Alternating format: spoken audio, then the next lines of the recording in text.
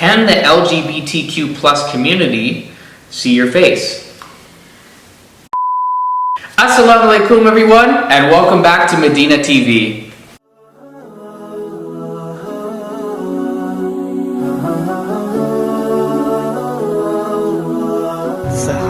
We gotta eat Pizza Hut.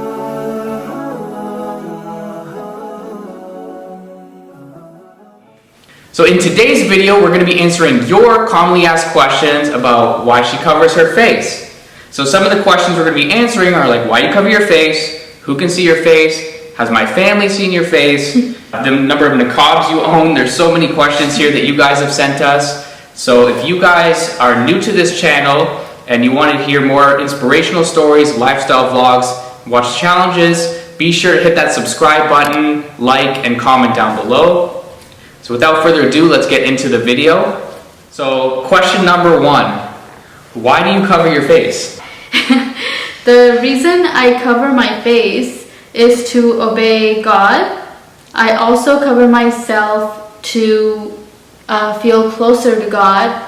I cover myself to feel more liberated, more empowered. I cover myself because it makes me feel good.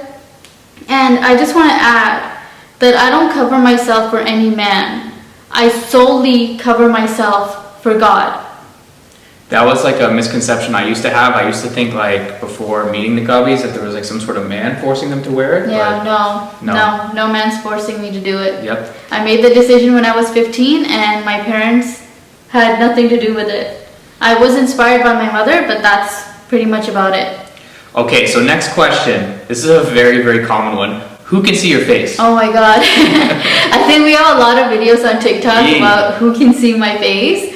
But to do a little bit of a breakdown, any family member I can't get married to, like whoever is my mehram, is a person who can also see my face and hair. So that includes my father, my grandfather, my uncles, paternal and maternal, my sons, my brother, my nephew, paternal and maternal. You know, these people, and then there's your family who can see my face as well. So like your dad, your sister, your mom, your grandparents, all these people can see my face from your side of the family. But not if I had a brother, which I don't, then they wouldn't be able to see it, and my uncles wouldn't be able to see it because they're non-mehram. And one thing to add is all females can see my face and my hair, except that we have certain exceptions. I personally don't show my face to females I know would describe me to other females.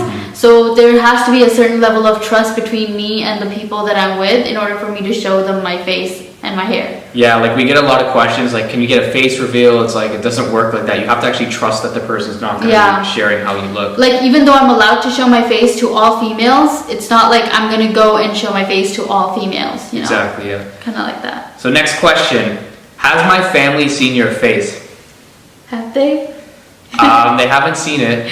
So, your family members, if you guys are watching, you are allowed to see my face. But again, it goes to like preference, right? If I would show my face, that's my choice. It has to do with like comfort level too. Yeah. Although she's allowed to show her face to certain people, it depends how comfortable she is. So maybe someday they will see your face. Maybe.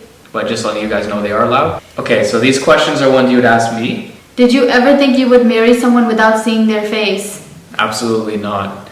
So for me, like just like a lot of guys, like physical attraction is something that is important to a relationship. It's also in terms of like respecting your partner. It is important to have that physical attraction, and I thought that's something I would have been more drawn to.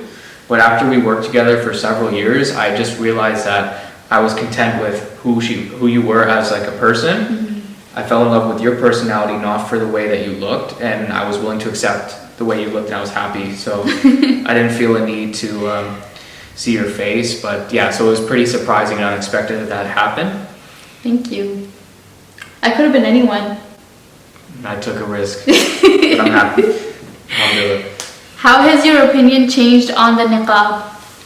It's changed a lot, because like even growing up, we would see niqabis outside, me and my family, and be like, what are these people wearing? They're probably uneducated. There's probably a man forcing them to wear it.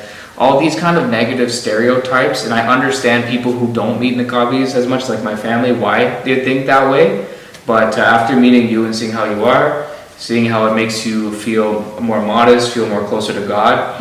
I grew a lot more respect for you wearing that, and that's what led me to become more accepting. Well, I'm glad I could change your opinion on it. Yep. I just hope I can change your families too. Inshallah. So were you inspired by someone else to wear it, or did you want to wear it solely for yourself? So my mom was my inspiration. She started the niqab 1 month before me, and she inspired me to wear the niqab, but then at the end of the day, I did it because this is something that I learned was part of my faith, and that's something that that took a very long time for me to come in terms with. I was in denial for a very long time. Like, I didn't even think head covering was part of the religion. I used to think it was just me doing whatever, just being a good person. That's all I needed to do to be a Muslim. But then once I came to terms with it, I did it for myself, even though my mom was an inspiration.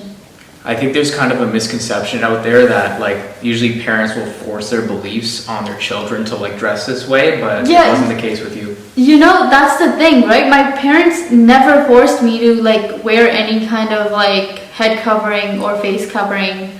Yeah. It was solely my decision that I started doing this. Like, my dad didn't even know.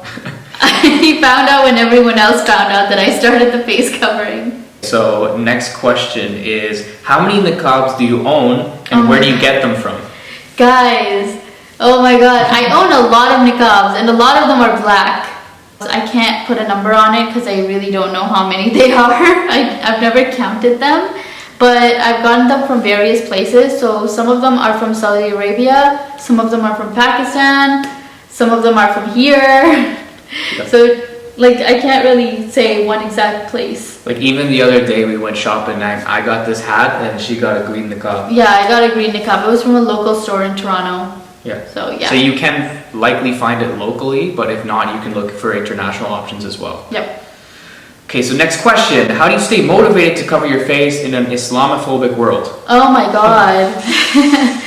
Well, mostly because all of the Islamophobia I face is on social media. I don't face that kind of Islamophobia when I go out into the world, you know? Or maybe not externally anyway. Yeah. So to stay motivated to wearing the niqab in an Islamophobic world is not so hard when people aren't externally being Islamophobic towards you.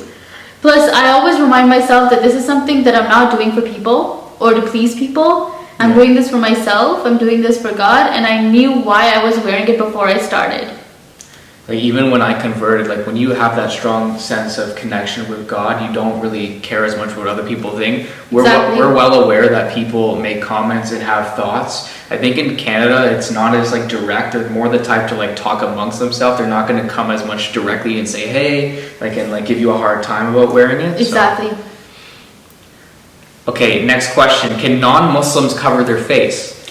So that's a very interesting question, because I didn't even realize that a lot of people would ask this question. Yeah. But I just want to clarify that yes, non-Muslims can cover themselves. They can wear the hijab and the niqab, as long as they're being respectful.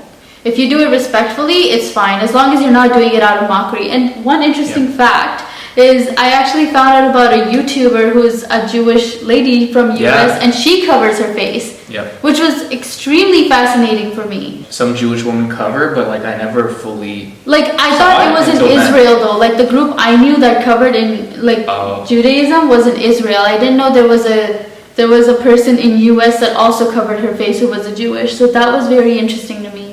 So if there are any Jewish people watching who know more about this, please let us know, because it's something very interesting. Yeah, because I'm fascinated with that. I want to learn more about that.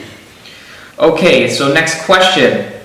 Can the LGBTQ plus community see your face? Like I mentioned, all females can see my face.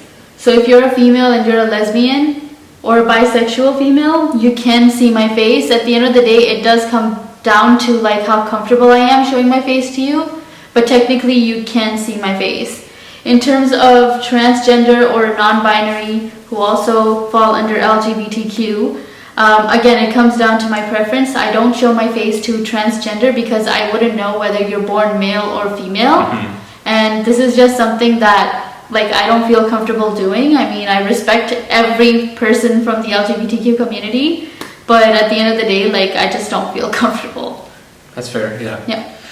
Okay, so next question. Have you ever felt that it is unequal or unfair that there's no niqab for men? No, because they have their own modesty guidelines. And honestly, like, I feel like what they have to do is probably harder for men. Really? I don't know. I mean, like, keeping your gaze down, Yeah. working for your family, being obligated to provide for your family, you know, that's probably a lot harder. I don't know. I mean, I like the way I do things, so I never felt that it was unfair that I'm the one who has to cover my face and the men don't. Mostly because I know that we have like different responsibilities in Islam. He has his own responsibilities, I have my own responsibilities, and I'm okay covering myself. Like, I never found it unfair. And in Islam, we're told to, like, if we're a man, we're supposed to, like, present ourselves as a man. Woman's supposed to present herself exactly. as a woman. Like, we're supposed to be distinct. We can't be the same. Yeah. So, yeah, no, I never felt like it was unfair. So it wouldn't really make sense for a guy to be, like, going around covering his face because he wouldn't be able to identify if they're male or female, right? Like, I mean, you have your own obligations where you have to keep a beard and you cover your head when you go out, right? Yeah. So, yeah. Okay, next question. This is the last question, actually. Oh, wow. Yeah. What's the best thing about wearing the niqab? Oh, I love this question. What's the best thing about wearing the niqab? What isn't the best thing about wearing a niqab? You don't have to style your hair. I love it. Yeah, no, I don't have to style my hair at all, but I do style it at home. I just don't have to style it when I go out, so that headache is gone. Or makeup face, like if you have... Oh my god, yeah. Before I started the niqab, I'd always be worried. Like when I'd have to go out to a party, I'd be like, oh my god, I have to have my perfect makeup. I mean, like now I still have that thing, but only with my friends who I know will like love me regardless. But before I had that thing where I had to go to the mall and I'd be like, oh my god, is my face okay? Like what about these marks on my face? I don't have to worry about that anymore. There's no more bad hair days anymore. Also, the best thing is that I have the control of who I show my face to. Yeah.